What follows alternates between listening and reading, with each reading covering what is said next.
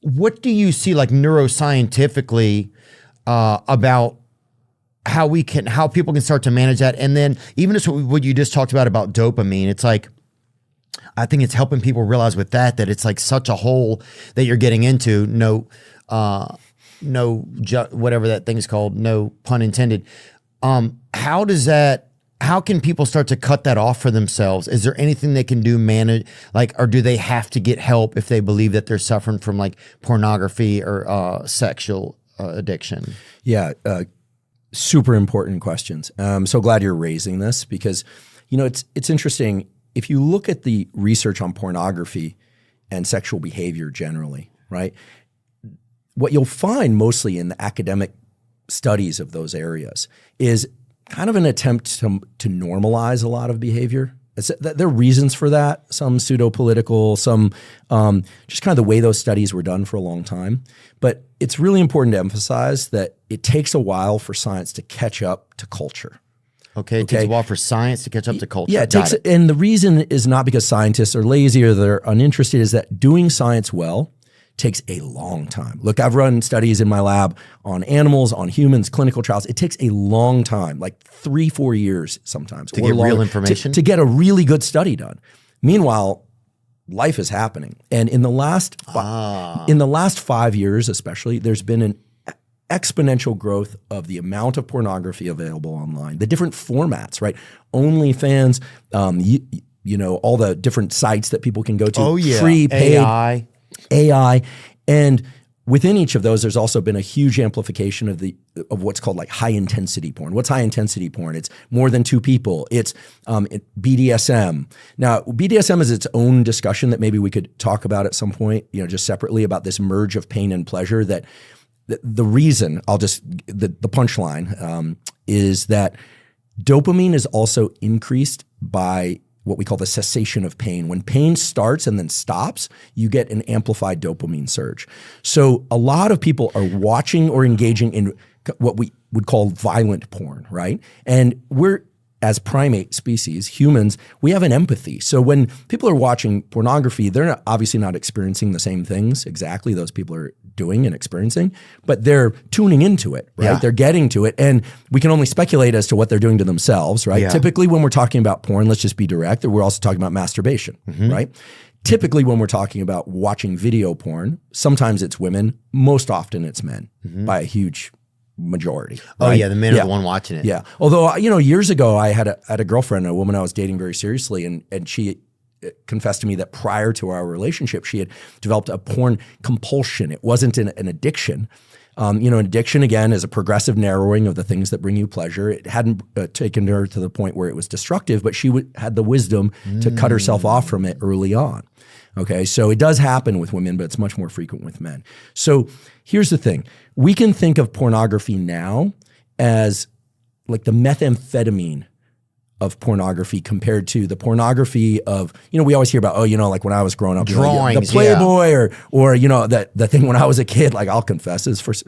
Didn't know I was going to do a confession, but they had those like sex education books where they were like sketch drawings in pencil. Oh yeah, bring them up. And when I was, probably 14, 13, I was like, this is awesome. Yeah. This was awesome. But it was about, teaching you basically about sex. It was teaching you about body parts. And that was, for sure, man. Pencil drawings. I can't believe we're looking this up. No, it's interesting because I think a lot of people probably. If you do pencil drawings, who knows what kind of freaky stuff's gonna jump up here? No, we have a blocker on. I'm pretty sure. These are.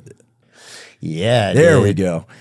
So had some. See, human loving. This is very different than today's porn. Sex right? and I love how they used to call it human loving. Human loving. That's nice though. There's something. At least it makes more sense. It puts it in your head into something, instead of like Britney's butt world or whatever, which takes it to a whole different deal. And there was no discussion whatsoever of elements of pain or BDSM or power play. There you go.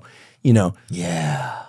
I mean, God, that's for a heterosexual young male, the fact that they put her naked facing us as opposed to the guy on the other side, you're like, okay, cool. But the other thing about pornography is that it in a young brain, this is very important and it relates to everything we're talking about today. From about age 0 to 25, your brain is incredibly plastic. It's modified by experience just by being in those experiences. When you say plastic, you mean it's more like it's not as solid yet? That's right. You can literally Plasticity. wire neurons, plasticity. You can wire neurons to other neurons very readily. I mean, this was known for a long time, but it was really formalized by my scientific great-grandparents, David Hubel and Torsten Wiesel. They won a Nobel Prize for showing that if you take a cat, a monkey, or a kid, and you close one eyelid for just a few hours each day, the brain becomes blind to visual input through that eye once you open the eye up, unless you do something else like close the other eye in order to reverse that plasticity. However, if today I just said, yeah, that's how fast and permanent it is unless you do something to reverse it. But if I did that same thing to you now or me now, there'd be no brain change. You close your eye, obviously you can't see through a closed eye. Pop open the eyelid later, you see just fine.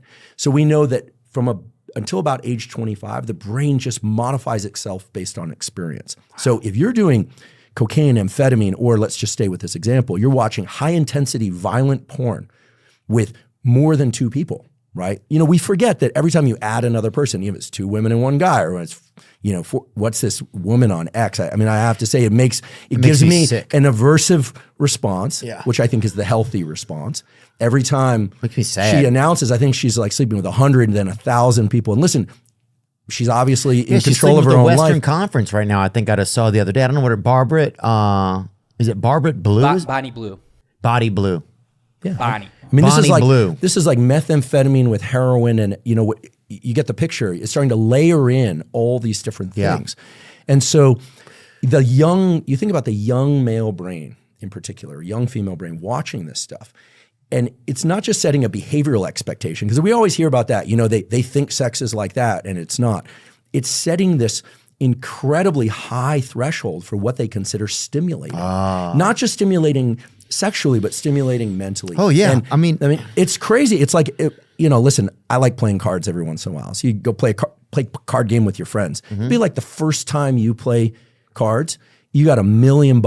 You know, you're back there in the high stake. You're in like the Dana White room, right? Like I know, like when I see sometimes his gambling hands, right? He's it's wild. but he can afford to play, Right? And he also knows where that fits into the rest of his life. But you think about a kid. You know, you have a chance to win $1 million.